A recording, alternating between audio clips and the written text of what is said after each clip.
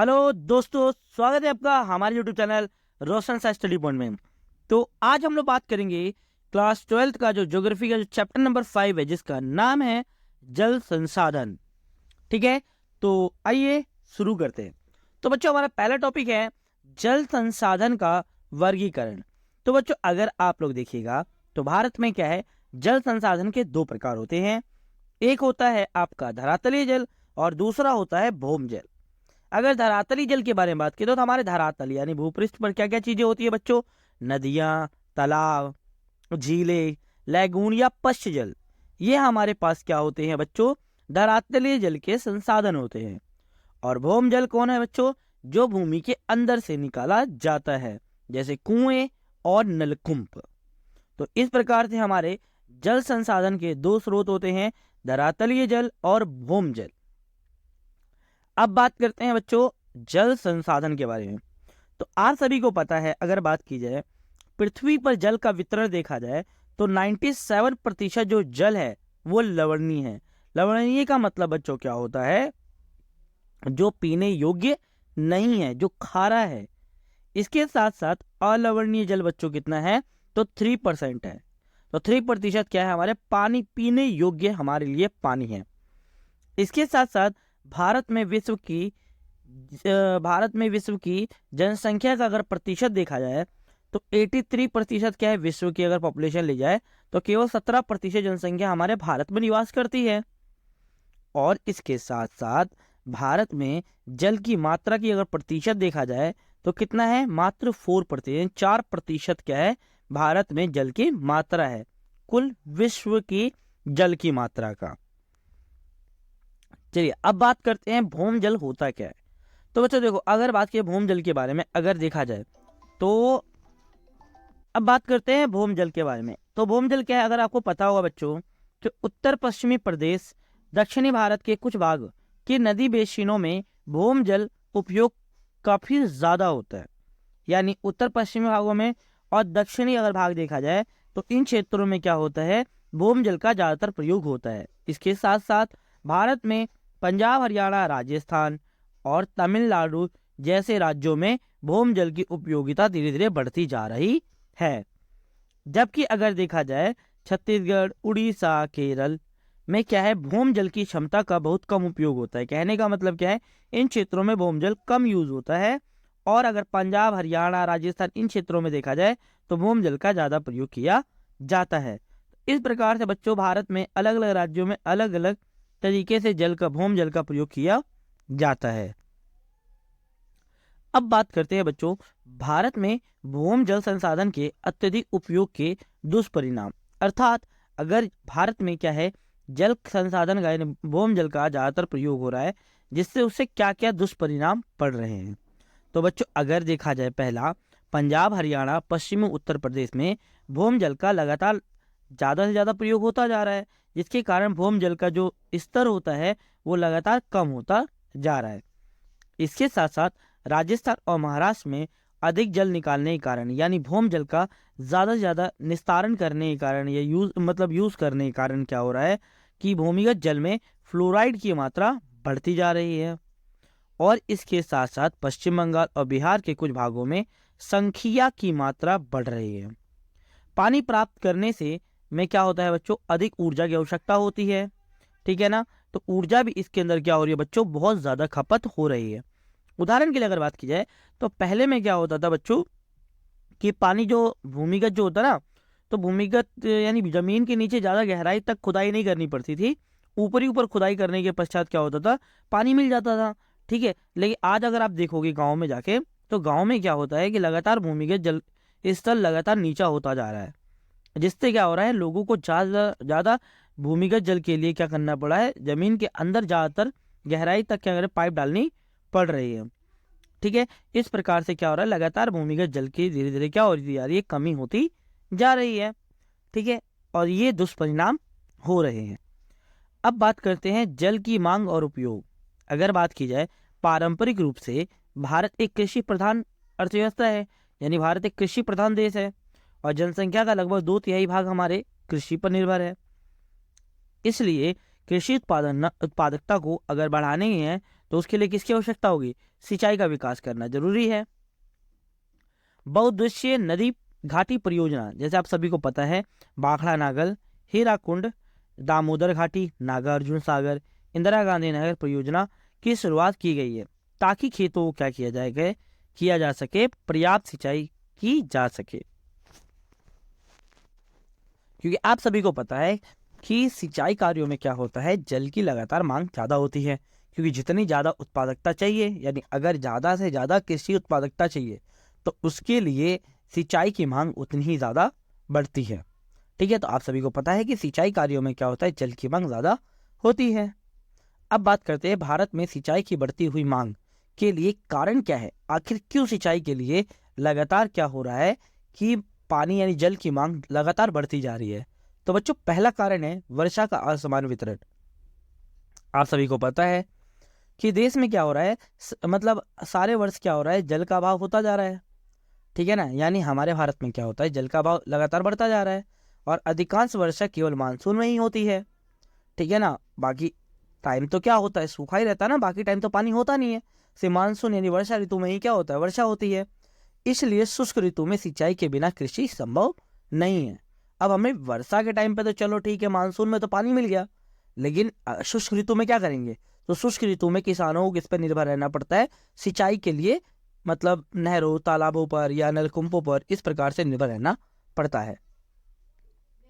दूसरा है वर्षा की अनिश्चितता। कहने का मतलब क्या है बच्चों, केवल वर्षा का आगमन ही नहीं बल्कि पूरी मात्रा में भी अनिश्चित है। यानी अगर बात की जाए, इस उतार चढ़ाव की कमी को केवल सिंचाई द्वारा ही पूरा किया जा सकता है।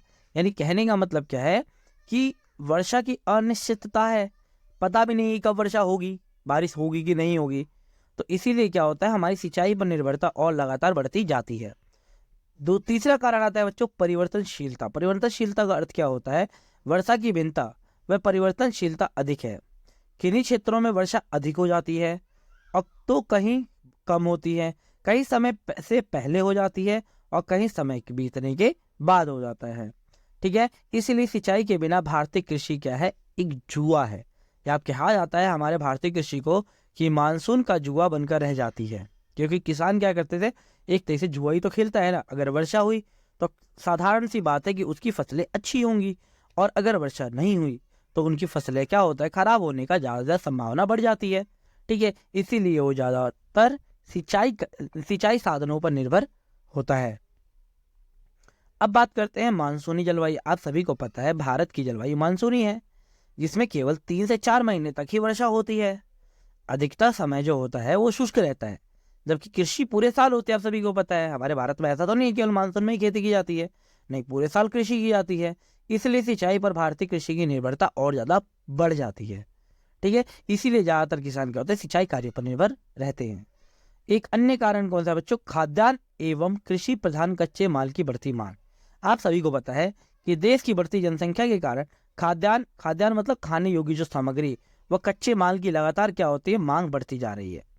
इसलिए क्या हो रहा है, बहुफसली कृषि जरूरी हो चुकी है। यानी अलग अलग प्रकार की कृषि क्या हो चुकी है, जरूरी हो चुकी है, जिसके कारण सिंचाई की मांग बढ़ती जा रही है। ठीक है, तो ये सभी, इसके साथ साथ अगर बात की जाए तो ये हमारे सभी कारण क्या है बच्चों कि सिंचाई कार्यों पे हमारा निर्भरता और लगातार बढ़ती जा रही है, इन सभी कारणों से।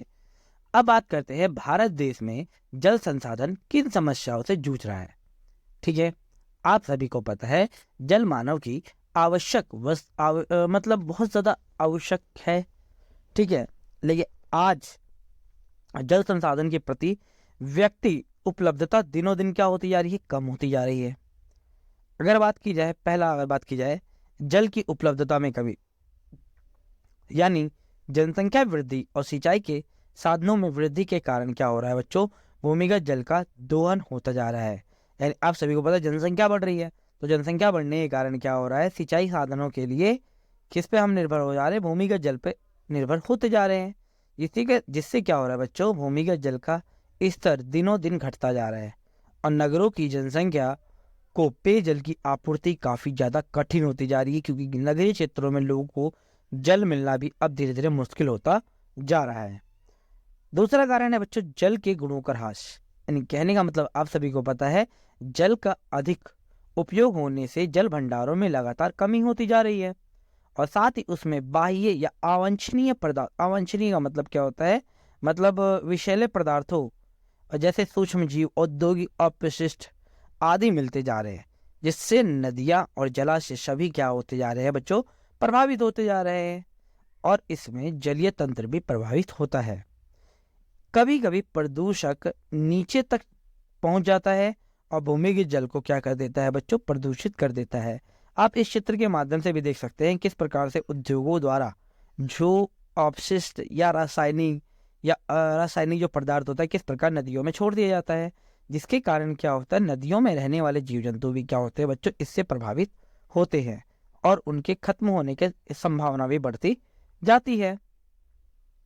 नेक्स्ट बात करते हैं जल प्रबंधन। जल प्रबंधन का मतलब क्या होता है बच्चों, जल प्रबंधन के लिए देश में अभी भी पर्याप्त जागरूकता नहीं है। यानी कहने का मतलब क्या है, जल को संरक्षित करने के लिए लोगों में अभी भी जागरूकता का अभाव है। सरकारी स्तर पर बनी नीतियां और कानून अभी भी इतने प्रभावशाली तरीके से लागू नहीं हो पा रहे हैं। इसलिए प्रमुख नदियों के संरक्षण के लिए बड़ी योजनाओं को अभी जैसे नदियों के संरक्षण के लिए बहुत सारी योजनाएं बनाई गई हैं, लेकिन उनका कोई भी सार्थकता नहीं दिख रही है। ठीक है, लगातार क्या, अब जैसे भारत सरकार द्वारा अभी भी आपने सुना होगा नमामि गंगे परियोजना शुरू की जा रही है, शुरू की गई है।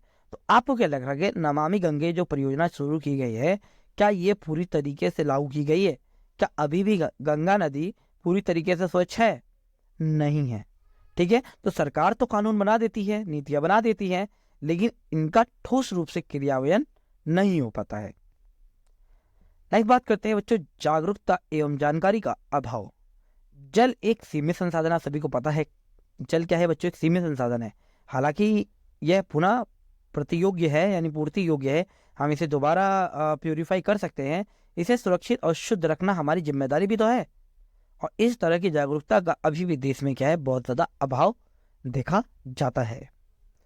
अब बात करते हैं भारत में जल संसाधन की कमी के कारण आखिर लगातार भारत में जल संसाधन लगातार कम हो क्यों रहे हैं। तो बच्चों पहला है अत्यधिक प्रयोग, यानी अत्यधिक उपयोग का अर्थ क्या होता है, यानी बढ़ती जनसंख्या के कारण जल संसाधन का उपयोग लगातार बढ़ता जा रहा है। क्योंकि जनसंख्या बढ़ रही है तो साधारण सी बात है कि जनसंख्या क्या करेगी, जल की मांग बढ़ेगी। घरेलू ही नहीं बल्कि औद्योगिक क्षेत्र में भी क्या होता है, जल की अत्यधिक उपयोग इस कमी को और भी बढ़ा देती है। आप सभी को पता है कि बड़े बड़े उद्योगों में क्या होता है, बड़े बड़े मशीनें 24 घंटे चलती है, तो उन मशीनों को ठंडा करने के लिए क्या होता है बच्चों, ठंडे पानी की आवश्यकता होती है।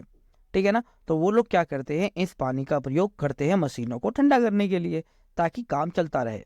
ठीक है, और जब ये पानी जब गर्म हो जाता है तो लोग इसे क्या कर देते हैं, फेंक देते हैं नदियों तालाबों में, जिसके कारण क्या होता है आपको पता है, भूतापीय मतलब ऊर्जा बढ़ जाती है। यानी कहने का मतलब क्या है, जल का तापमान बढ़ जाता है और बहुत सारे जीव जंतु क्या हो जाते हैं, इससे मर जाते हैं।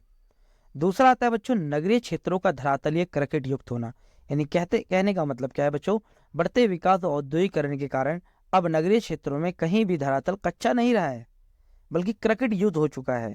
इससे भूमि के नीचे जल का रिसाव की मात्रा लगातार कमी होती जा रही है। यानी क्या होता जा रहा है, पानी जो है धरातल के अंदर नहीं जा पा रहा है और भूम जल संसाधन की लगातार कमी होती जा रही है। क्योंकि ये जो जल हो रहा है ये नीचे जा ही नहीं पा रहा है, धरातल के अंदर ये नीचे जा नहीं पा रहा है। क्यों? क्योंकि सड़कें क्या हो रही है, क्रकेट युक्त हो जा रही हैं।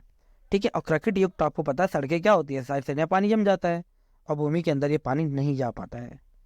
एक अन्य कारण, तीसरा कारण है बच्चों वर्षा जल संग्रहण के संदर्भ में लोगों में जागरूकता की कमी। यानी वर्षा जल संग्रहण के द्वारा संसाधनों का संरक्षण आसानी से किया जा सकता है। आप सभी को पता है अगर हम लोग क्या करें, वर्षा यानी बारिश के पानी को अगर हम संग्रहित करके रखें तो जल संसाधन को हम संरक्षित कर सकते हैं। इसके लिए लोग जागरूकता है, लोगों को जागरूक करना होगा, लेकिन लोगों को जागरूक करने की करने की जरूरत है ताकि वो वर्षा के जल को महत्व को समझ सकें और विभिन्न विधियों द्वारा उनका संग्रहण व संरक्षण भी कर सके, इसकी आवश्यकता है। वर्षा जल संग्रहण घरेलू उपयोग भूमिगत जल पर निर्भरता को कम करता है। यानी अगर वर्षा जल करेंगे तो हमारे भूमिगत जल का जो उपयोग कर रहे हैं घरेलू स्तर पर, तो इसकी मात्रा क्या होगी बच्चों, कम होगी।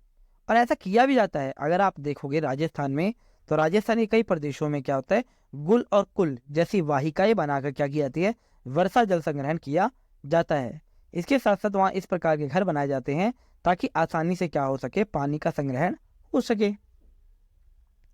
एक अन्य कारण क्या है बच्चों, जलवायु की दशाओं में परिवर्तन, यानी जलवायु की दशाओं में परिवर्तन के कारण मानसून में भी परिवर्तन आता जा रहा है, जिसके कारण धरातलीय और भूमि जल संसाधनों में लगातार कमी होती जा रही है। यानी आप सभी को पता है जलवायु परिवर्तन के कारण क्या हो रहा है, मानसून में परिवर्तन आ रहा है। कभी कभी मानसून समय से पहले आ जा रहा है, तो कभी कभी समय के बहुत बाद आ जा रहा है, जिसके कारण धरातलीय और भूमि जल में लगातार क्या होती जा रही है बच्चों, कमी होती जा रही है।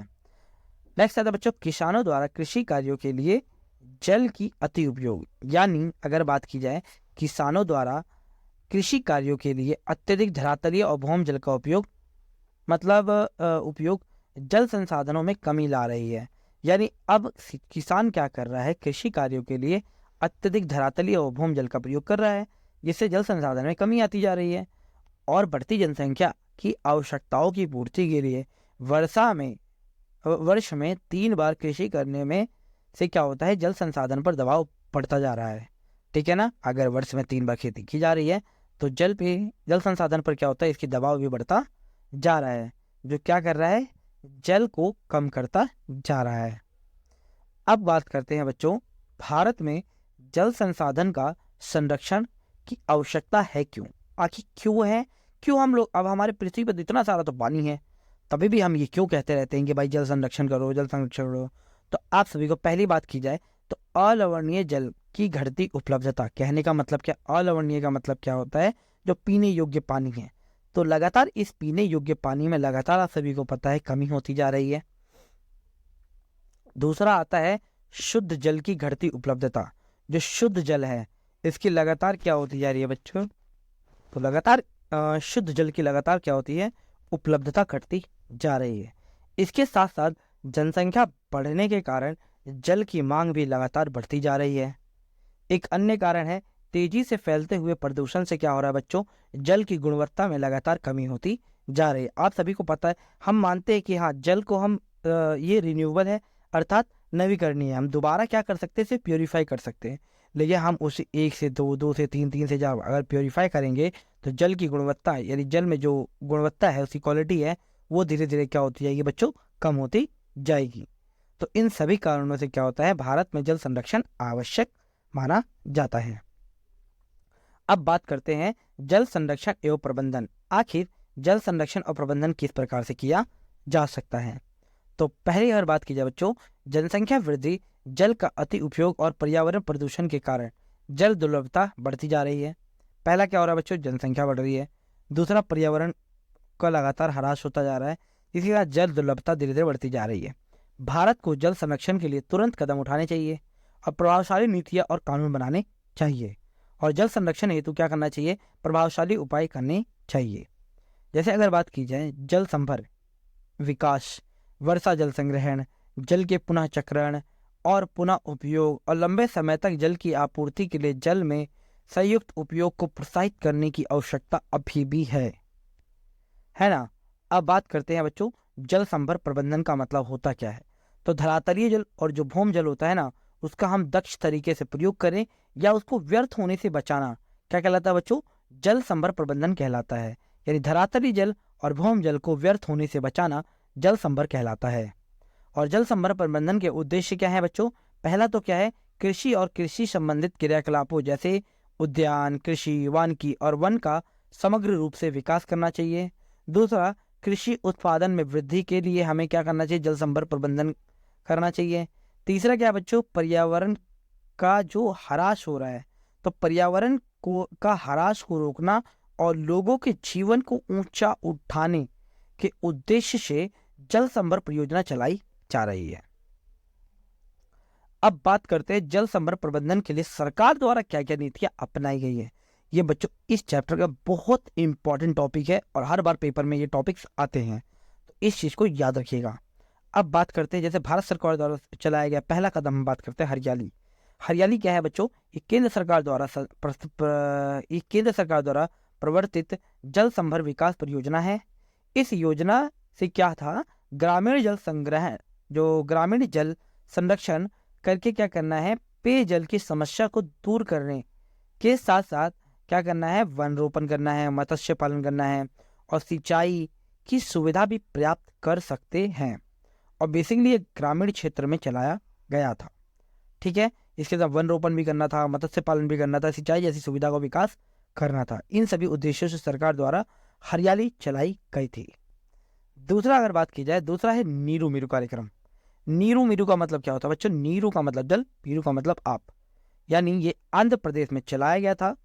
ठीक है, जिसका तात्पर्य होता है जल और आप। इस कार्यक्रम में क्या किया गया था बच्चों? स्थानीय लोगों को जल संरक्षण की विधियां सिखाई गई थी। यानी यहाँ के गांव के क्षेत्रों, आंध्र प्रदेश के लोगों को क्या बताया गया था कि किस तरीके से जल को संरक्षित किया जा सकता है, उनकी विधियां समझाई गई थी नीरू मीरू कार्यक्रम के अंतर्गत। अब बात करते हैं अरवारी पानी संसद। यह भी सरकार द्वारा चलाया गया एक क्या है बच्चों, परियोजना है। यह राजस्थान में जोहड़ की खुदाई और रोक और क्या है बच्चों, बांध रोक बनाकर जल प्रबंधन किया गया था। ठीक है ना, जोहड़ मतलब वही तालाब टाइप सा होता है ये। तो इस प्रकार से राजस्थान में क्या किया गया था, वर्षा के पानी को रोकने का प्रबंध किया गया था। एक है बच्चों तमिलनाडु, जिसे हम तमिलनाडु को नक्शा प्लान भी कहा जाता है। इसके अंतर्गत क्या था बच्चों कि ये सरकार द्वारा घरों में जल संग्रहण संरचना आवश्यक कर दी गई थी कि आपको क्या करना है कि घर इस प्रकार से बनाना है कि ताकि जल का संरक्षण किया जा सके। और सभी कार्यक्रमों में स्थानीय निवासियों को जागरूक करने का उनका सहयोग लिया गया था, मतलब स्थानीय लोगों को जागरूक किया गया था और उनकी सहायता ली गई थी। ये था तमिलनाडु का नक्शा प्लान। ठीक है, तो ये सारे सरकार द्वारा चलाई गई परियोजना है। अब बात करते हैं बच्चों वर्षा जल संग्रहण। तो वर्षा जल संग्रहण का मतलब क्या होता है बच्चों? वर्षा जल संग्रहण क्या होता है? संग्रहण विभिन्न उपयोगों के लिए वर्षा जल के रोकने और एकत्र करने की एक विधि है। मतलब वर्षा के जल को एकत्र करने की एक विधि वर्षा जल संग्रहण कहलाती है। अब बात करते हैं वर्षा जल संग्रहण के आर्थिक व सामाजिक मूल्यों के बारे में। आप सभी को पता है, अगर हम लोग वर्षा जल संग्रहण करेंगे तो क्या होगा, पानी की उपलब्धता बढ़ेगी। जिससे क्या होगा, सिंचाई कार्य भी किया जा सकता है, पशुओं के लिए जल उपयुक्त हो जाएगा, यानी उपयोग किया जा सकता है उस जल का। दूसरा क्या है बच्चों, भूमिगत जल स्तर को क्या किया जाता है, नीचा होने से रोका जा सकता है। ठीक है ना। तीसरा इसका फायदा क्या है बच्चों, मृदा अपरदन और बाढ़ को रोका जा सकता है। चौथा क्या, लोगों में सामूहिकता की भावना आएगी। सामान्य सी बात है, जब एक जगह पानी एकत्र होगा तो लोग एक साथ रहेंगे, सामूहिकता की भावना उत्पन्न होगी। एक अन्य कारण कौन सा है बच्चों, भूम जल को पंप करके निकालने में जो लगने वाली ऊर्जा है उसकी बचत होगी। आप सभी को पता है कि गांव में क्या होता है, जो नलकूप लगे रहते हैं उनको जब चलाया जाता है तो काफी मेहनत लगती है। क्यों? क्योंकि जब पानी तो जमीन के काफी गहराई में है। तो अगर हम वर्षा जल संग्रहण करेंगे तो क्या होगा, ऊपरी क्षेत्र से हमें पानी मिल जाएगा, अर्थात हमें कम क्या करना पड़ेगा, ऊर्जा खपत करनी पड़ेगी। इसके साथ साथ लोगों में समस्या का समाधान की प्रवृत्ति बढ़ती जाएगी। और क्या है, प्रकृति से क्या होगा, मधुर संबंध बनाने में सहायक होता है। लोग एक दूसरे के पास आते हैं। ठीक है ना। और फ्लोराइड और नाइट्रेट जैसे संदूषकों को कम करके भूमिगत जल की गुणवत्ता को बच्चों बढ़ाया जा सकता है। इन सभी कारणों से अगर हम वर्षा जल संग्रहण करेंगे तो ये हम लोगों के फायदे होंगे। ठीक है, तो बच्चों इस चैप्टर के हमने जितने भी इंपॉर्टेंट टॉपिक से हमने डिस्कस कर लिया है। अगर वीडियो से संबंधित कोई भी आपकी क्वेरी यानी क्वेश्चन होगा तो आप डिस्क्रिप्शन यानी में लिख सकते हैं। अगर बच्चों वीडियो अच्छी लगी हो तो वीडियो को लाइक शेयर सब्सक्राइब जरूर करें। धन्यवाद।